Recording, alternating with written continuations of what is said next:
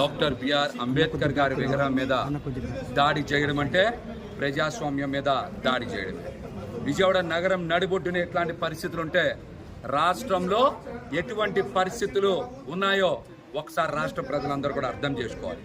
కూటమి అధికారంలోకి వచ్చిన దగ్గర నుంచి దాడులు, దౌర్జన్యాలు, మర్డర్లు, మహిళల మీద అఘాయిత్యాలు జరుగుతూ ఉన్నాయి.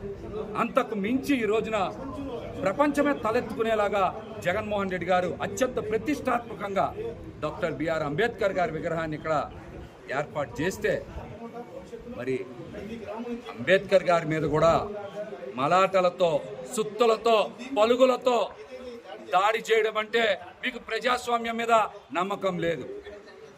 డాక్టర్ బిఆర్ అంబేద్కర్ గారి ప్రాంతానికి వచ్చి మీరు ఇక్కడ దాడి చేశారంటే మీకు ప్రజాస్వామ్యం మీద మీకు నమ్మకం లేదు. మీరు ఆటవిక పాలన సాగిస్తున్నారని చెప్పడానికి ఇంతకన్నా నిదర్శనం ఏం కావాలి?